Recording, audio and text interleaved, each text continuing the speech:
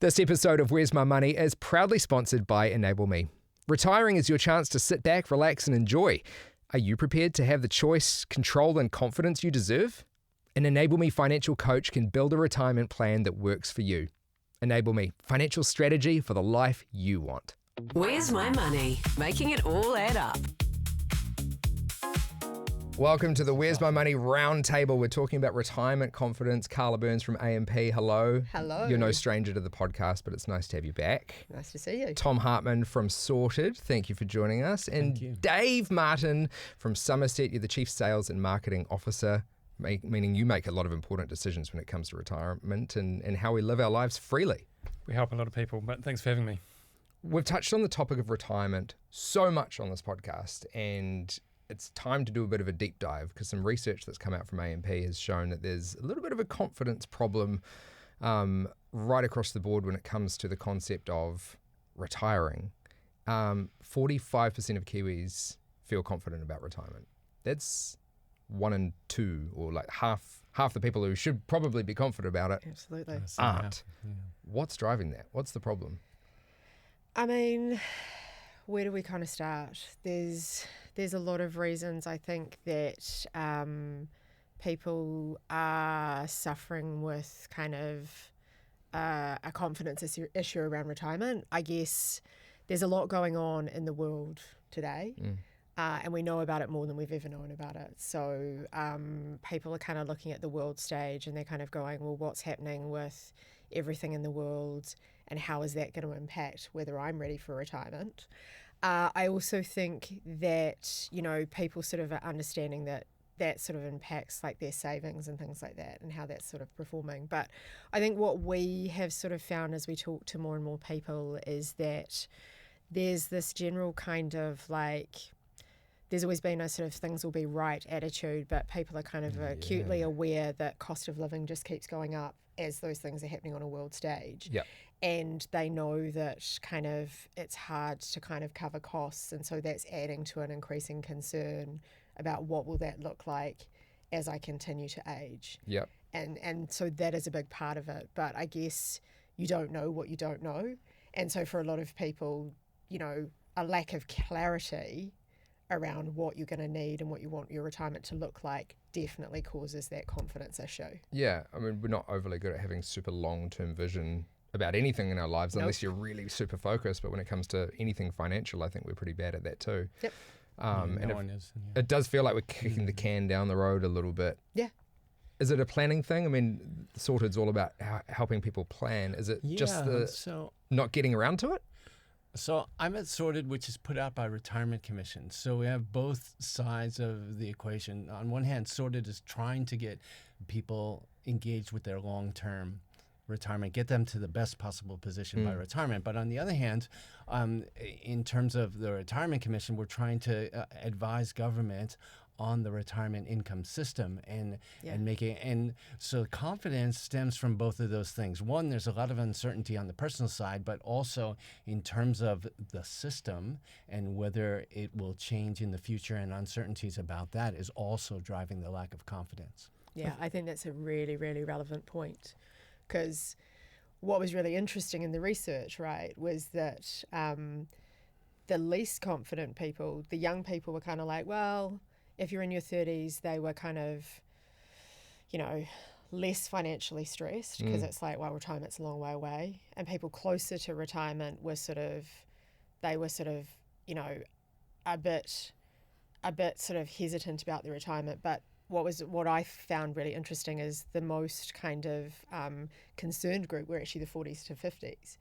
And in some ways, people were like, well, why would you think that to be the case? And I think it's people in their 40s and 50s who are probably most aware of the fact, to Tom's point, that if there's going to be structural changes from a government point of view around where that funding changes around superannuation are happening, it's most likely going to affect people in those 40s to 50s. Yeah. Whereas if you're closer to retirement, you're probably not going to be impacted by a change to super. That's true. And also, as a 40 or 50-year-old, you're probably just more in tune with that kind of conversation. Like, I wouldn't have paid attention to the news 10 years ago when they're talking about a policy change when it comes to KiwiSaver or literally probably anything. Anything legal, I'd just be like, la, la, la, la, la, I don't care, it doesn't concern me. But as a 40 or, someone who's 45, you see something that's going to change how much money you're going to get when you retire or how KiwiSaver is going to work. Of course, you'd start to notice it. Yeah, and every time we tweak the settings a little bit here and there, for example, even the KiwiSaver settings or something like that, we know that degrades confidence in the system. But there's just so much uncertainty when you think about planning for retirement.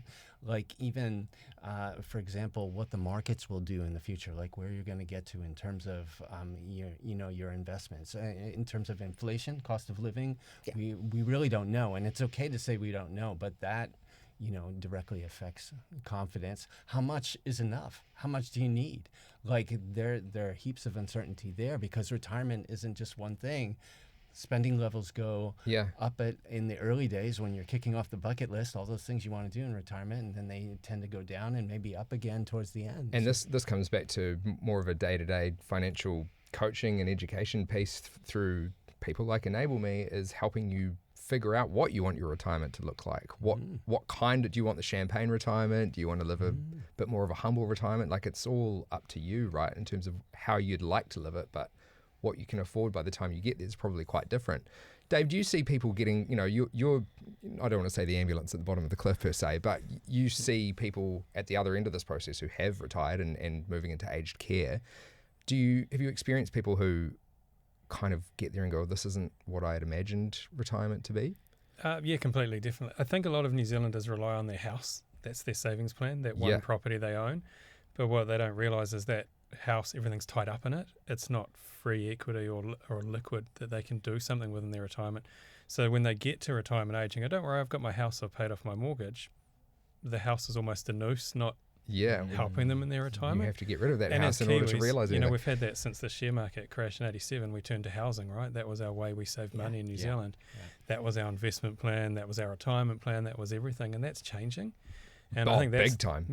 Right, as we speak, it is definitely changing. Yeah, and so that's a huge thing. It's that shift away from that. We've gone, we don't need planning because we've got the house. But now New Zealand as a nation, we don't have a plan. We don't have a plan for investing or saving regardless of retirement. And if we get that earlier on, then it will lead through to retirement. And something we've figured, again, it's been brought up time and time again on Where's My Money, is the fact that KiwiSaver alone is not enough to rely on. You need to have some kind of other assets or investments to realise and turn your retirement into what you want it to be. You can't just rely on that and super or whatever combo of it is. Do you think 50, going back to sort of the 40 to 50 phase of your life when you probably are a bit more aware of things, is 50 that tipping point just because it's an easy line in the sand to understand? Because I feel like you go, I'm kind of halfway there, as in towards the end. But it seems like it's kind of too late. Like you're running out of runway at 50 to start thinking about it then. How do we do about that? Because that's when we're earning the most money and we can actually make the most positive change, but we should have the plan in place way before that. I think we've had a lot of conversations, right? Like along the lines of like, well, when do people start thinking about retirement? And is it an age or is it a kind of a stage that happens? And I think one of the challenges is the way we're living is fundamentally changing. So I might be thinking about, like, I was a bit of a geek and I was thinking about retirement quite young. How young? I was probably in my 20s and 30s and been thinking like, how will I be for retirement? But I also had a father who was in a job for 50 years saving for retirement from like 17 years old. So it was kind of ingrained in us. Yeah. And if you talk to my children, they're in KiwiSaver and they're like the poster children. Okay, so your family's fine. So, it's genetic in the Byrnes household. But the interesting thing, right, is it's like I had my children at 30, so I've got, I'm kind of like coming up 50, but I'm kind of at the getting near the end of that kind of child raising phase, not quite, but because you'll never get rid of them entirely. I know, but it's really interesting, right? Because we're all having children at different ages. So for some people, they get into their mid 40s and 50s and they're in that wealth creation phase and they're kind of like, okay, I've done the hard yards with my kids. Now I'm thinking about retirement. But we're seeing some people at 60 who are still, or 65 or even into late 60s, still paying off a house, still looking after kids. And I think one of the things that's kind of fundamentally changed, and, I was having this conversation quite recently, is that, like I remember my grandparents retiring at 60 and also kind of like passing away at 65. So retirement was 5 years. Whoa. And so it's now, and this is where the likes of, David and his industry is, and that whole lifestyle industry is completely changed, because we're not talking about planning for your retirement for 5 years, 10 years. We're talking about people who we're having to plan for 25 years. And I think only some people are starting to now get their head around the fact that, I'm working for 40, 45, 50 years, but I'm planning to fund 25 years of not working. And that's kind of like mind-blowing. If you're not reading between the lines as a listener here, this is perhaps you retire early and say 60, I'm calling it quits, I'm hanging up the work boots. We're healthier individuals. Science is on our side. We're living longer. So there could be 40 years of retired living to fund somehow. But I think if you add to that, like as just Kiwis or people in general, we go through life with exciting big decisions. Yes. Like, we get through school, we graduate school, we might go to university or get our first job. Yep. Our first love and our long-term love. Rites of passage, the Kiwi dream we kind buy of. a house, we do the OE. Yep. They're all exciting decisions. And then you look at this one down the line and go, retirement. I'm just going to put that over there because it's not an exciting decision or exciting big move. It's a marketing problem, right? We need to remind people. Well, it is. If you ask anyone, downstairs in this building full of Gen Zs who, can't think beyond this week's paycheck, let alone what they're doing tonight for dinner. You ask them about retirement, they're like, that's an old people thing. That is an old people. They think of the elderly. They think of the grey hair hobbling on a walking frame. That's not the case. And yet right now they have the most leverage to make the most difference for their long term, right now. And so it's a little bit like when you teach your kids how to brush their teeth. You don't teach them saying, hey, in the long term you're going to want to take care of your chompers. You're actually just getting them into the habit. Yeah. And so that's why things like KiwiSaver are really powerful, because they actually just put in that habit, and you're saving and investing. Obviously you want to get the settings right, but you can make an incredible difference over the long term for them. Like the future can look bright depending on how their investments go. We're talking a lot about the gap in financial sort of nous among younger people, particularly, why aren't they learning about it at primary or intermediate or high school? Where's the general financial education? Do you think retirement should be part of that conversation as well? Plant the seeds super early? Yeah, and make it not feel like an old person conversation? Yeah, one of the things we're doing on Sorted is getting involved with the school curriculum. Financial capability is basically being woven throughout the curriculum in the different subjects. And the long term planning and saving for the long term is definitely going to be part of that long term retirement plan. But again, not a sexy conversation. A lot of the financial stuff isn't. Same with insurance. You kind of got to have it, but you don't want to talk about it, and you likely don't want to have to pay for it. I think you come back to what you said, friggin'. It's a marketing thing, right? We're calling it retirement. Yep. It's not necessarily retirement. It's how do you want to live your life? Yeah. What do you want your lifestyle to be? And if you look at how you want to live, then what do you need to do to achieve that lifestyle that you want? It's not necessarily about retiring. It's about enjoying life.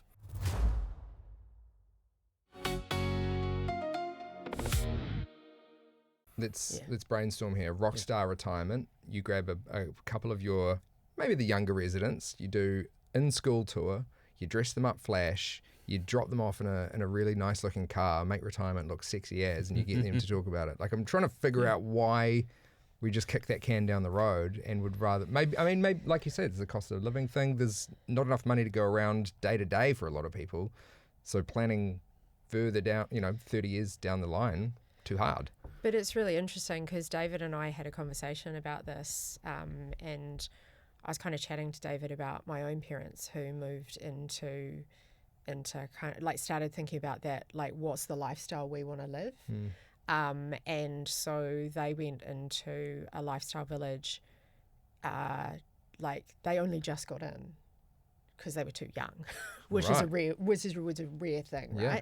But the thing that's really cool about that, and I think, progressive, is that when you start to think about what you want your retirement to look like, and it was like one of them was really keen to do it, and the planner, and the other person was kind of a little bit resistant towards it. But I remember kind of talking to the real estate agent in the area who was looking to sell their house and stuff, and he's like, I'm moving loads of people into this area because it's the healthy wealthy. It's like you're renting an apartment. I want to be like the healthy wealthy. the whole kind of philosophy is kind of changing, and I think it's just what we're kind of fundamentally talking about is I think we're starting to get our head around the fact that you have to plan for the financials of retirement, but it's also like you have to plan for what you want your life to look like. And so there's not just the kind of financial side, but for a lot of people, there's this whole identity thing that happens when you retire, like what is my purpose, what do I want to do? And as Kiwis, we turn our careers into our personalities, and it defines who we are because we're a hardworking bunch. So there's this like whole holistic thing we need to do where we kind of think about, well, what does our life want to look like? And so for some people it's like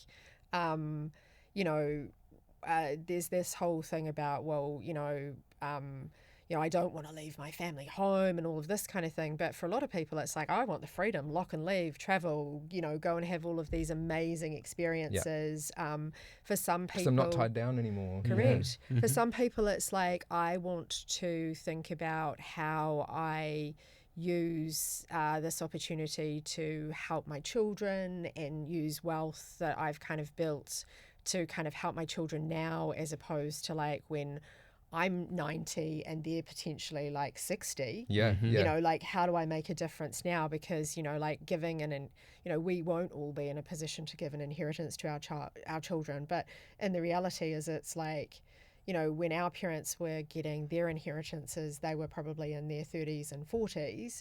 But it's like giving an inheritance at 60, probably not so useful to make those kind of fundamental changes to someone's life. No, totally. So it's just that whole kind of thing where it's in the same way we used to plan what we wanted to do with our careers and all of those sorts of things. It's just another part of your life that just needs some consideration. You make a good point there about, inheritance and how it can make a fundamental shift in someone's life. But if someone gave me $1 million today, I'd still have a mortgage, like that.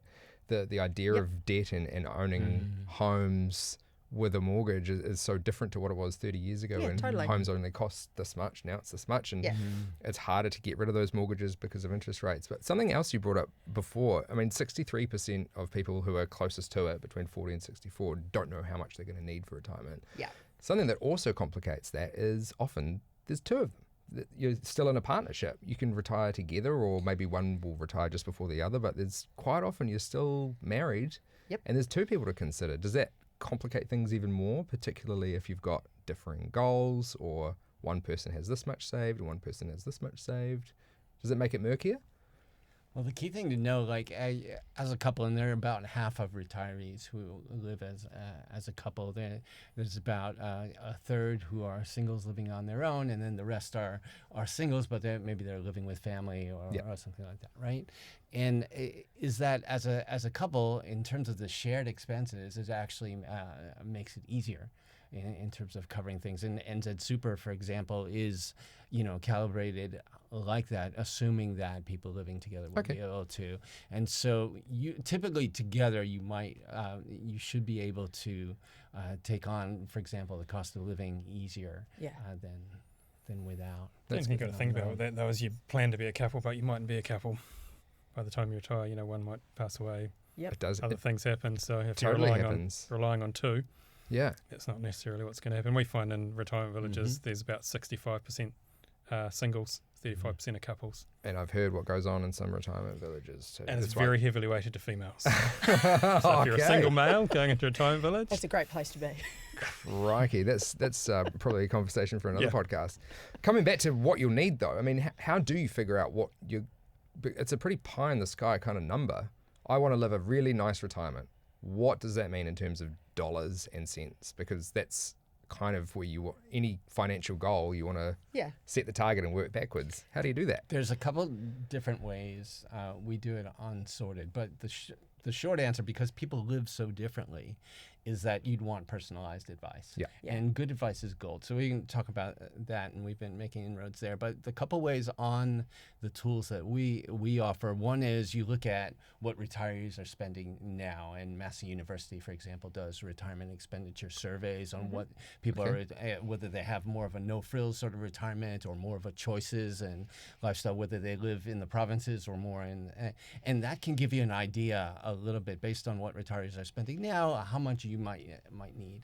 Another way is you try to replace your pre-retirement income, a certain percentage of it. So for example, internationally it might be 70%, and they find that higher income individuals, maybe they even need less than that. They probably would want a little bit more depending on how they live, but we all want a little more. And then lower income folks, they might need 80% of their pre-retirement income. And so then you can start to get a little bit closer to this idea of how much will I need. But that being said, people living so differently, that's where personalized advice really comes in. And so lately, so on Sorted, we have like 1.4 million people who use it a year, and we have this partnership with Financial Advice New Zealand, really hooking that population into their Find an Advisor directory, and so people can more easily get connected to find professional financial advice for them, and that'll help. Because it is a minefield of information that you don't deal with often. It's like buying a house, every time you do it, you forget, and then you have to remember all these words again, and then they'll disappear for a while. This is something you kind of have to, you only get to plan for it once. So you should have an expert on your side. Yeah, definitely. And look, I mean, that's something that we do at AMP, so we've recognised that growing need. It's been really interesting watching our friends across the ditch, because obviously in Australia they've got I don't want to call it more progressive, but they're obviously definitely saving more for their retirement because their contribution rates are a lot higher. Yes. But what they're still finding... And it's legislated, right? Like it's legislated. You've got to put this much in. Exactly. But what they are finding over there is just because you have done that savings doesn't mean that people still know how to work with that. Yeah. Because it's a really, if you think about it fundamentally, you spend all of this time and your whole career driven towards acquiring, and it takes a whole different mindset when you're in a decumulation kind of phase. Downsizing. Because it's just kind of like when the money stops, there's a lot of fear around how do I spend and how do I kind of enjoy that and how do I have the permission to do those sorts of things. So, we kind of work with people to do a kind of retirement checkup and kind of go, right, let's have a look.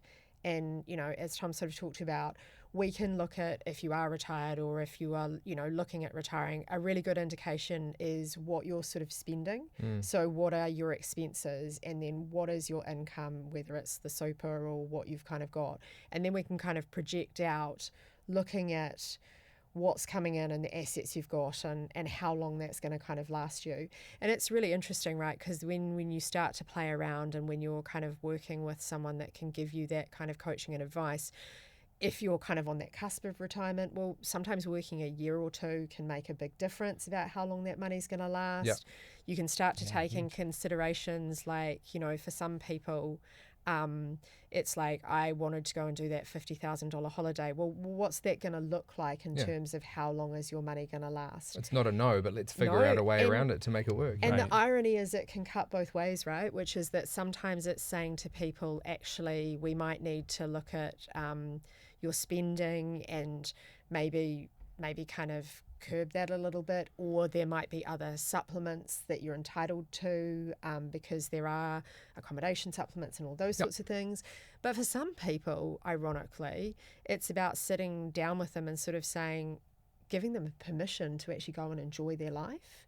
And also, talking to what David was kind of talking to as well, some of those conversations need to go into like, your house is your asset, or when is the time to kind of change your assets from being all in property to moving across to other things, and just this whole wider planning strategy around when is the time to do the right sort of thing. Well, and also you've probably seen this a lot at your end of the scale is retiring and potentially downsizing or moving into a lifestyle village isn't just a decision that the retirees are making. It's a whole family conversation, because they've got to be a part of it and understand the whole process and what's changing for them and how they support you? Is that a gap that needs to kind of be filled as well in terms of just education for the wider family around retirement? Yeah, I think it's the normalising that conversation a lot earlier than it needs to happen. And there's probably two parts to that. You either plan for it and have choices and know what you ideally want to do, or you are forced into a decision when a medical event or something else happens to you. Right.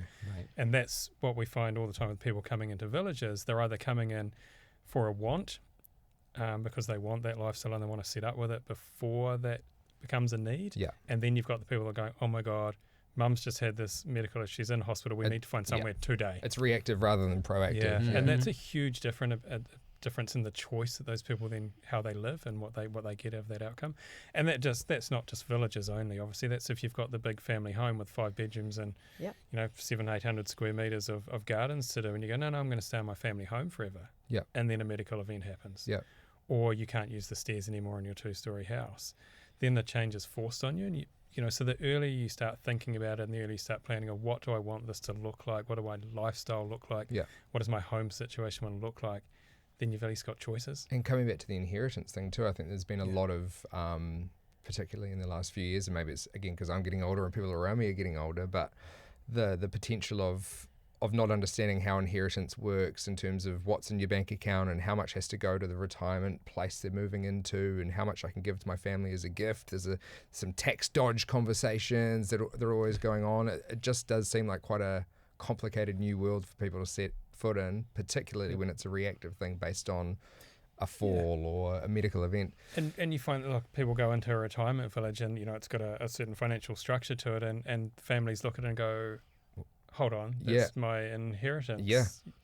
You can't enjoy your life like that because I want that money. Yes. Live over here. Do you instead. see that a bit? That's the biggest turnaround of people saying I'm going to come in to changing their mind to not coming in. Wow.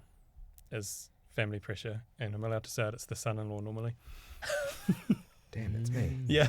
I'm a son-in-law. Yeah, what so am I gonna do? But it is family pressure going, mum and dad or mum or dad go, I want to go into this village, this is the lifestyle I want, and this is the financial structure, and the children go, no, we would rather you stay in your own home where there's a potential for capital gain what for us. about me? Yeah, exactly. Yeah. It's the capital gains. But I tell you which what, in the last 3 years you wouldn't be doing too well in that. No. and when it all goes wrong, which, odds are it does because of falls, whatever that might be, then you're just in a whole other situation, right? Yeah. And so it's kind of, I guess the point that all three of us are making is that it's kind of like one of those things. It's kind of like, as you kind of alluded to, it's like when you sit around and talk about insurance, and it's kind of like, it feels like a doom and gloom conversation, but it's not really, because all you're trying to do is sort of say, by looking at all the options, you just give yourself choice. And it's just kind of giving yourself, it's taking away risks, and it's kind of, it's making life easy, and doing that kind of pre-planning and those thought processes is just so much easier. So the number of times we've kind of had conversations with people, and I've chatted to you, or I've chatted to some of our friends here at the pod and around the pod, and people have just been like, I don't want to deal with my finances. It's like, it's all too hard. And then you sit down with people, and you can never make a promise that it's all easy to deal with, but knowing, it's controlling your controllables, right? Where you sit down and you look at it and you work your way through it, and you kind of go, okay, out of clarity comes confidence. Yeah, so we absolutely. started this conversation around why aren't people confident? Well, it's really hard to be confident when you have no clarity about what's going on. You've just got this mystical thing down the road that is going to hit, because the only two certainties are death and taxes, and you're going to stop paying your taxes, and then you're going to be on that march. But if you don't create the clarity on that march, it's so dark. But if you don't create that clarity, then you won't have confidence. And then what happens is that's when the financial stress comes in. That's when you either don't make decisions, like moving or getting out of your home, and we've seen it time and time again, right? Where people just they're thinking about moving into a better scenario, and they sit with it for 1 year, 2 years, 3 years, and then it's something that forces it, or it's something that forces you to make a decision. Yeah, that clarity is key. So most of the tools and the resources that we're offering to people are about increasing that clarity so they get visibility over the long term. It's just, we can see next year a lot more in focus than we can those long-term issues. So just for example, we were talking about retirement spending, right? That D word, that decumulation.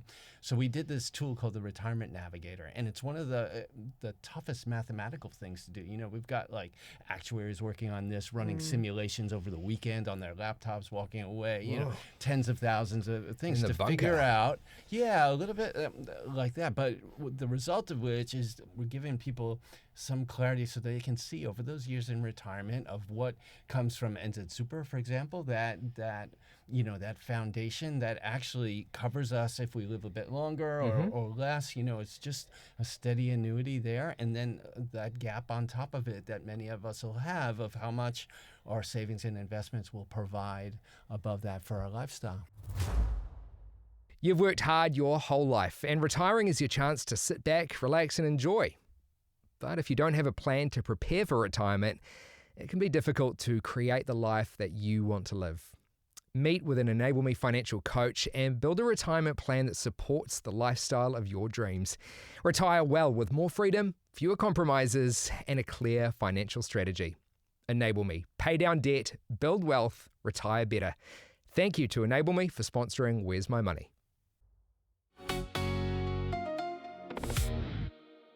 We talk about NZ Super. I don't think it's something that's spoken about much at all. Because KiwiSaver seems to have taken all the conversation about retirement because it's the retirement savings scheme or the retirement investment scheme, but no one talks about the super part of it.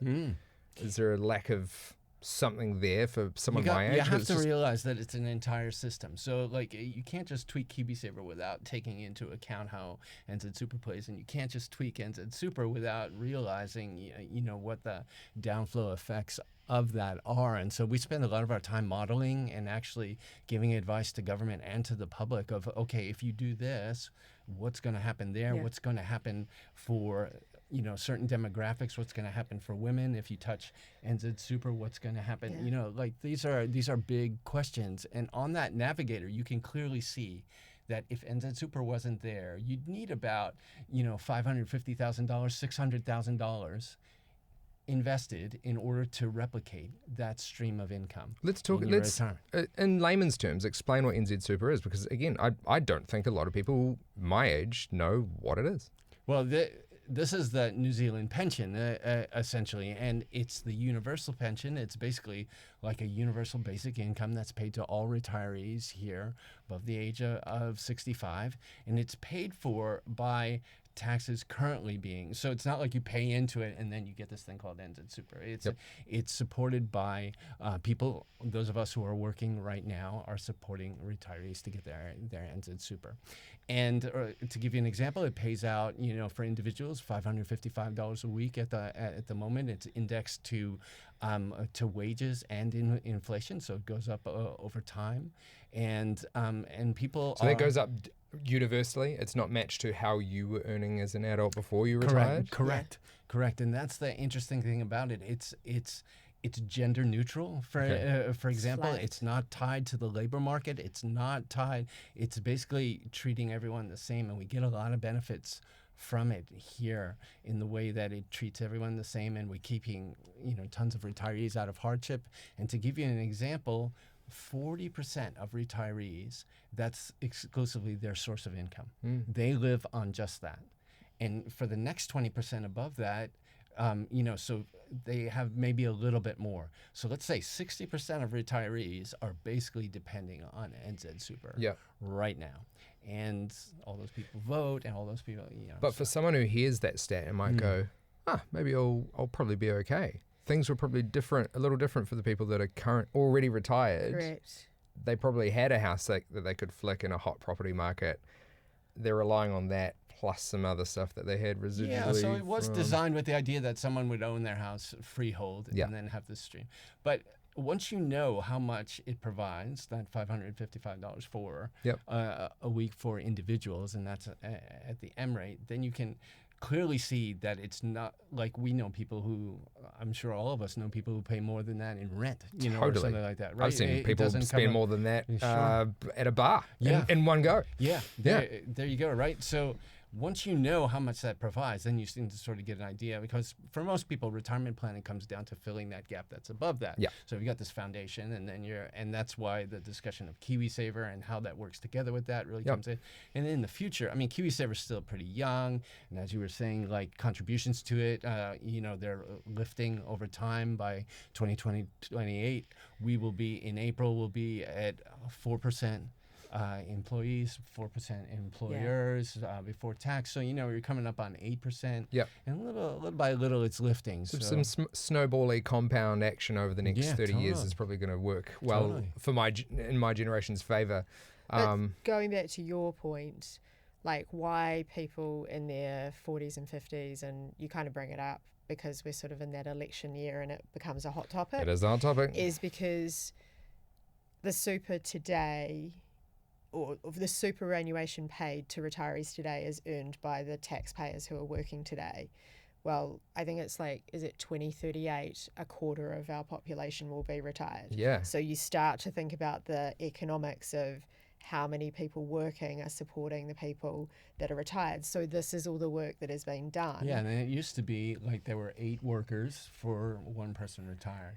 And that's going down to 2. So this is part This is of the why routine. there's a challenge. And Aging population, I can see the bell curve in my head and it's sliding that way. There's less Correct. people working to pay Correct. for more people retiring. correct. It's not a ratio that's going to be Correct. helpful for either end, really. Correct. Because it means And- either our taxes will have to go up or retired people will have a Less. poorer kind of Correct. retired existence, right? Yeah.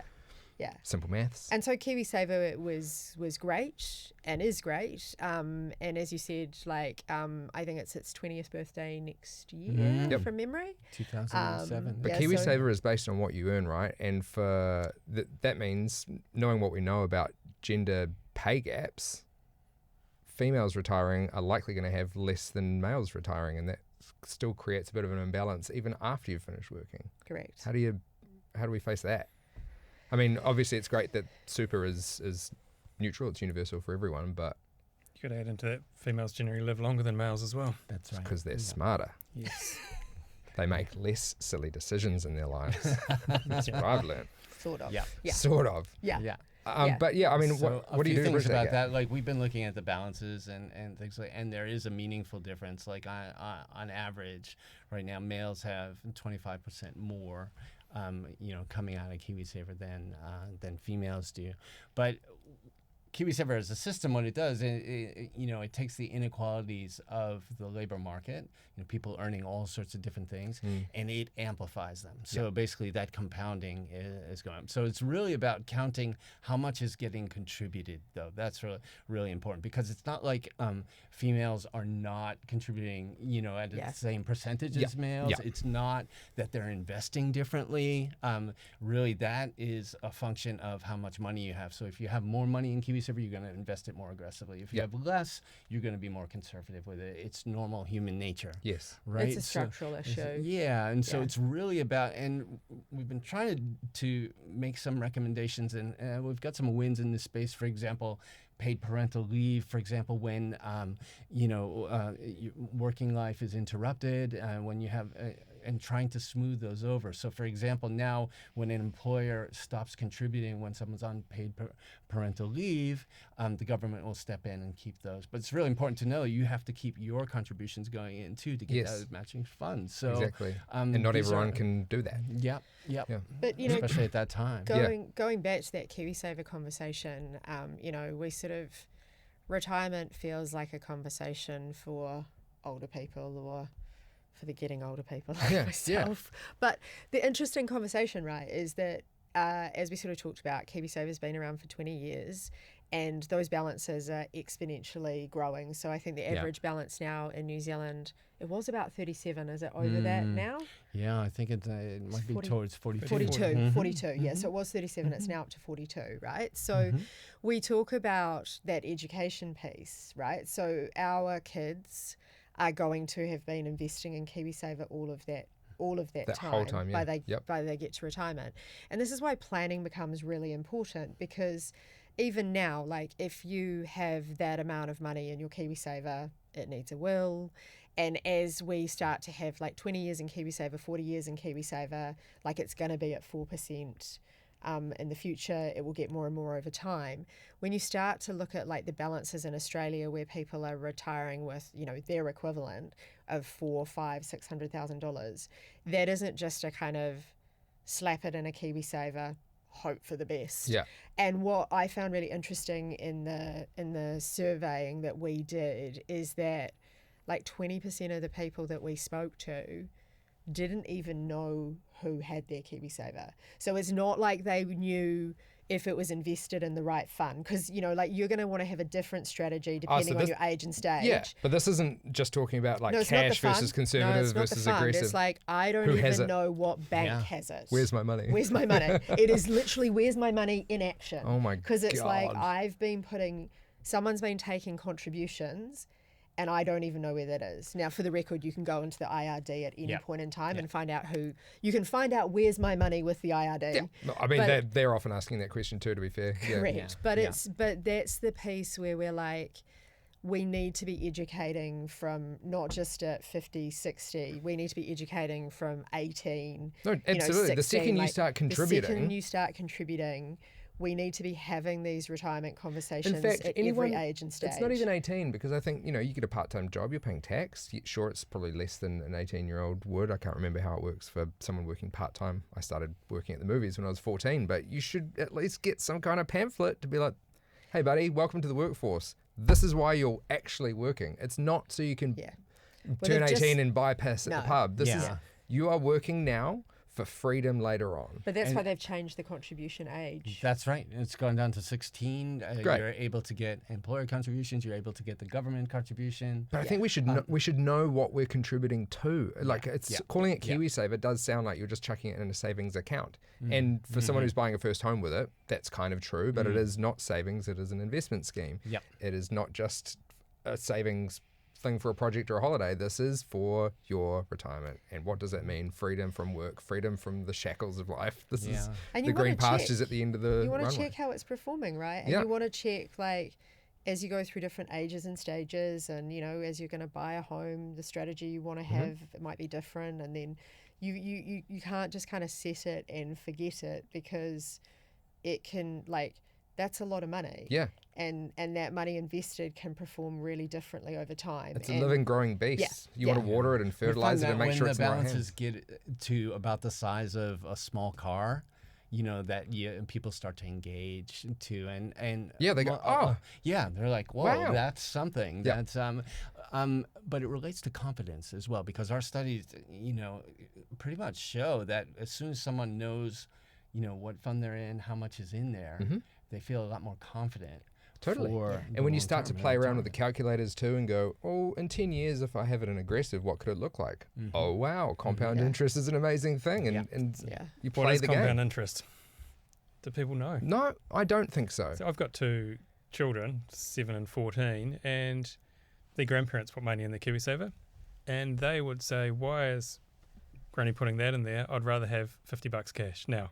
Of course. Than the $100 or the whatever they've put into KiwiSaver. Give me less that I can take it and spend. And that's a great question to ask people. Would you rather have the, you know, $1,000 now or $5,000 in 2 years' time? Like, give me the $5,000, of course. But pretty hard to have that conversation. The younger you get, the harder it is to have that long vision, it's a huge, right? long vision. Yeah, and you're in your 20s. You don't want to save money. You want to, as you said, you want to spend it. You want to go to the pub. Knowing what I know now, I regret not contributing more. I regret not saving more. I regret not getting into investing more, because I guess also one thing that retirement doesn't mean is that you can't still have other investments ticking over too to create more passive income, right? Just because you finish working doesn't mean you can't have, a commercial property that's generating some income, or a bunch of shares that are pumping out a bit of revenue for you. Like there are other ways to keep passive income going once you've stopped working. Agreed. But again, hindsight is 2020. But I think it's interesting, right? Because just to counter what Tom was saying, what we found really interesting, a counter, was that what we found really interesting was, I mean, we surveyed about 800 people, and only 15% of those people, so this is nationwide, were actually getting any form of advice. So I think that investing piece is really interesting, right? Because I've got teenagers, and they are now, I think, in the era of social media and, much more fractional investing and stuff like that, they are dabbling in investing, and they're day trading, and they're doing all sorts of things. And I think that is positive in terms of engaging. Yeah, and awareness of this world. Yeah. But it's also like there's a counter towards like sort of playing with stuff and then also having a longer term strategy. I agree with that, and particularly when it comes to platforms, not, the investing platforms that are making it easy and making it look kind of like a game, I think is great to be talking about money and investing, but sometimes I'm like, ooh, some people are throwing some money into here not knowing what they're doing. Correct. I'm going to invest in Nike because I wear Nikes today. It's not really investing. There's a lot of speculation, where you're basically trying to buy something hoping that somebody else will pay more for it down the line. Correct. Totally. Correct. Yeah, exactly. Yeah.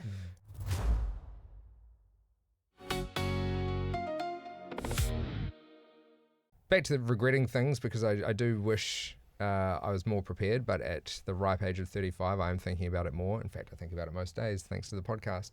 But I mean, 62% of retirees wish they had started preparing earlier, and that's pretty telling, because they're obviously not having the retirement they maybe thought they would have or would like to have now that they're living it.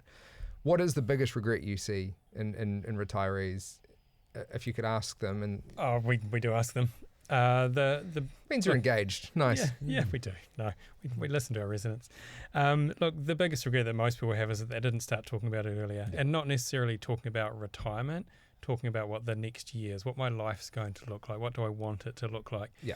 And so they all say, we wish we'd just started having conversations earlier about how we wanted to live. Yes, because it's not just about finishing work and parking up in a lifestyle village. And that's the stigma, right? You get to that, if we keep saying retirement, yes. oh no, I don't want to talk about it. But if we do, what do the next 5 years look like? What do the next 10 years look like? How do we want to live? What countries do we want to see? All those sorts of things. Then that helps you plan for retirement without talking about necessary retirement. People like talking about lifestyle, right? Yeah. So if you tap into that. And I don't think retirement looks like it used to, right? Like, no. I mean, you remember the days where it was compulsory retirement. Like, if you were in the government sector, like, it wasn't a choice. Like, you hit an age, that was it. You're out. You were done. Yeah.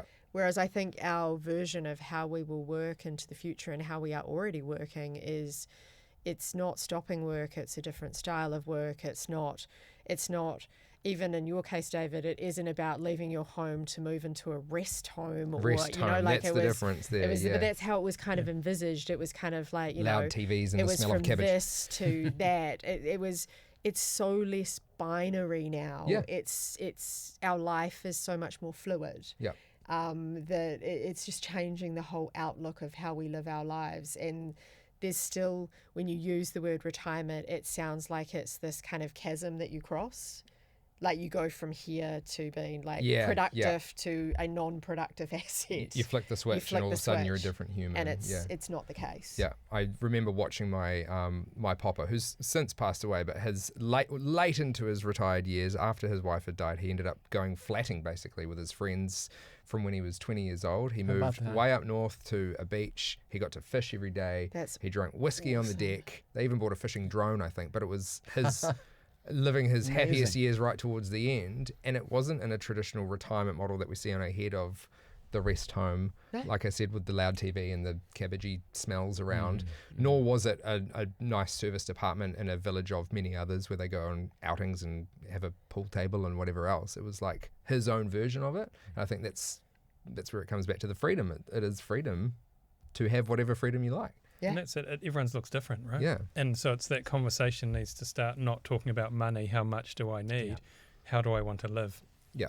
Agreed. Because it is living. This isn't the end of, this isn't dying. We're not talking about death. This is just quitting work so you can just have freedom. And I to think actually that was live. one of the hardest things that happened when we first started talking about retirement, which is like, what's the number? And people rock up and they're like, "What? Well, how much do I need?" And it's like, well, What do you want? what do you want to do? Like, because like my version of retirement could look really different to yours. Like, you know, I'd be quite happy like making cakes and, you know, a simple type life. And, you know, someone else is like, I Hang on a want to minute, get that's that. what you do now. I know. So nothing much is changing here. Exactly. Great. But, you know, like it's a different version. Like for some people, it's about spending time with their family, their loved ones.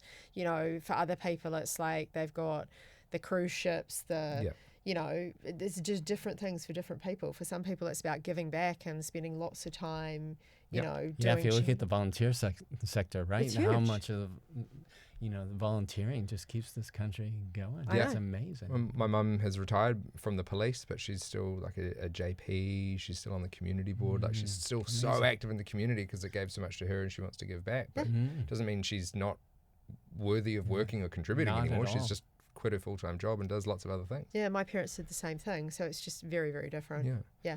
Some quick fire questions now. What's the first thing we should do this week if we want to start truly getting into planning and thinking about retirement?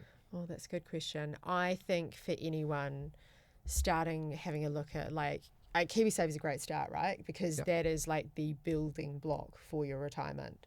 So And it's so easy. it's a no-brainer. Yep. So that's where you start. You should always go and have a look at like, you should know where it is. Yeah. That's the start. And also, is the settings and where it's at right for you? Yep. And it's really easy to go and get that reviewed and checked with an advisor. So that's a great starting point. Advice is always super helpful. Yeah. Is I it? agree.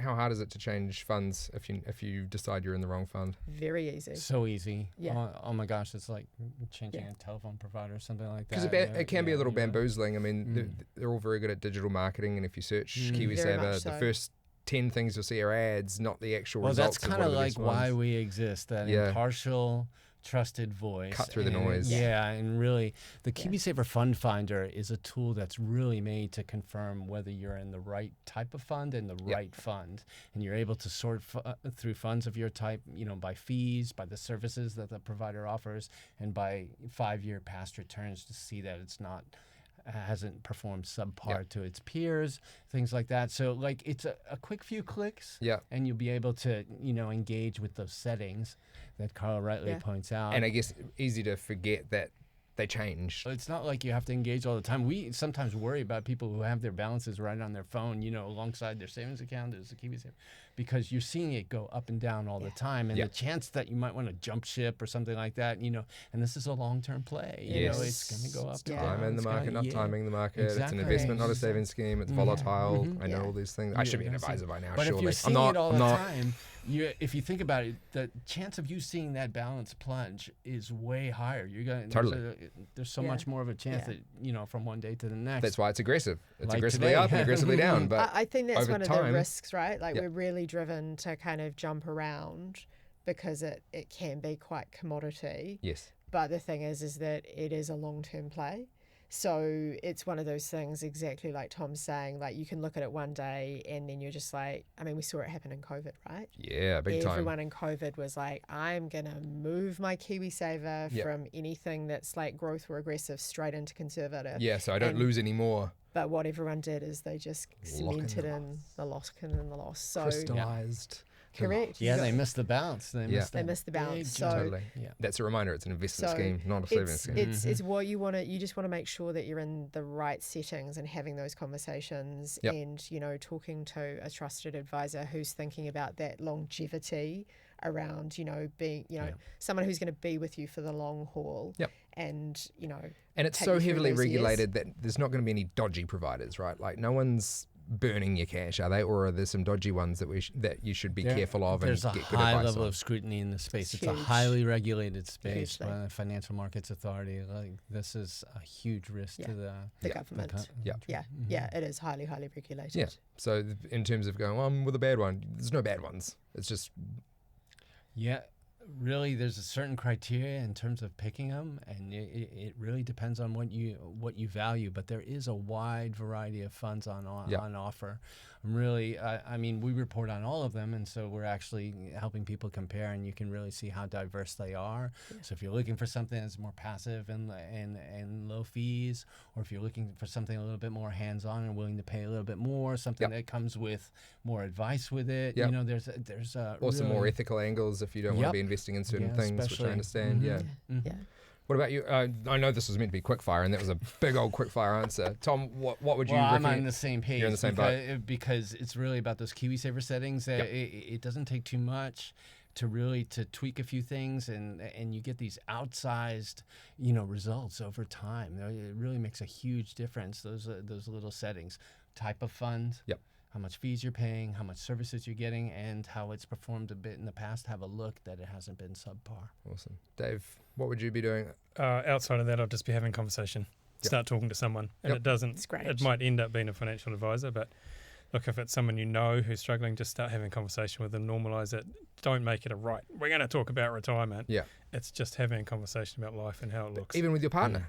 That's probably super important too. What do we want it to look like together? You know, most partners don't talk about that. It's too far in the distance. So just start having a conversation, and it's that conversation about lifestyle and how we want to live, and that'll lead to those other conversations about, well, what do we need to support that lifestyle? That's great advice. And look, that is great advice because, you know, like, I think, David, you and I had that conversation at one point that, you know, my father retired at about 68, but, you know, we've been talking to him for ages. We're like, you know, Dad, when are you going to retire? You should really retire. Hang up the boots, man. You know, it's time. And then, you know, he was like, I don't want to talk about it. And then one day, like, my mother rang me and she's like, your dad just came home and he's leaving work. He didn't even talk to me about it. Like, there was no conversations. He's smoking a cigarette on the deck. I don't know what's going on. 55, 56 years in one day, you know, and one day he just went into work and he just went to his boss. No, I'm done. That's just it. Wow. I'm done. Awesome. We all dream of that. I'm we all done. dream on that. It was just like, you I know, wish to do that after a lotto win, but I'm sure I'll do it one day. It was just either like way. a Tuesday, and it was just like, I'm done. Yep. Today's the day. You know what? I'm going to go downstairs and do it now. Just like, Final question. Fast forward 30 years. What is the difference between someone who starts planning today versus someone who puts it off for another decade? They have choices. Freedom. Yeah, they get to make their own decisions, not be forced on them, I'd say. Yeah, it could be over hundreds of thousands of dollars of difference, depending. And that's a captivating number to start throwing around. If you, that's a big difference, right? Yeah, I'm not making it up either. You can come run the numbers, and they're significant. 10-year difference. I'll let you run the numbers, but I'll trust you on them. You can accomplish a lot in 10 years.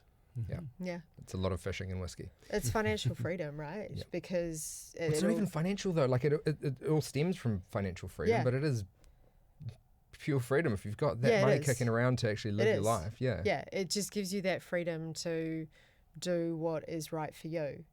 And whenever the curveballs come in, whether it's around your health, whether it's around your family, whatever that might be, it's that freedom. I think you got to understand those choices. Like, a lot of people are very closed off to something, and they go, no, I'm not going to do that because I don't like it. I'm only going to do this in my retirement. Yeah. But I think the advice would be, look at those options even if you're closed off to them, and once you understand them, then you can make better informed choices. Yeah, absolutely. You know, a lot of people, you think you mentioned the rest home earlier. I was exactly the same.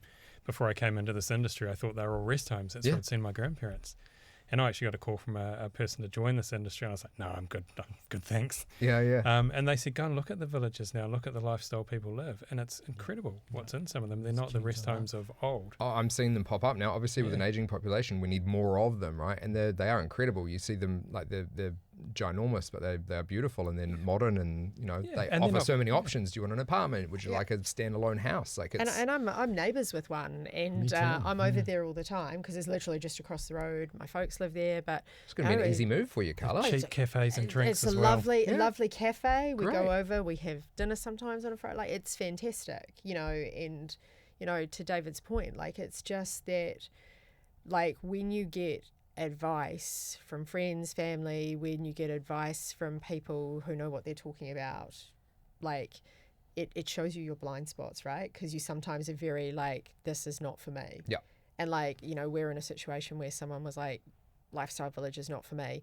I've worked with people who are like, this is where I think I'm going with finances, and then you can just kind of go, well, have you considered this? It shows you blind spots, and that's the benefit of advice, right? And we as New Zealanders don't nearly enough take it. Yeah. Whether it be around finances, No, 'cause mental we're health, so stubborn. support. Kiwis We're stubborn. We're stubborn. We don't want to look like we rely on other people. We want to be Correct. independent. Correct. But if we actually truly want to be independent later on, get some advice now and Any form take of the advice and be coaching. better with it. Yeah, any form of coaching. Totally. Physical well-being, mental well-being, financial well-being, any of those well-being Career areas. coaching. Career anything. coaching. Take the advice. Fashion advice. Not all of us can be well put together like you, Karla. Hey, I try. Although I reckon I'd look pretty fantastic in that blue dress. You can pull off blue. Oh, Yeah, thanks very there much.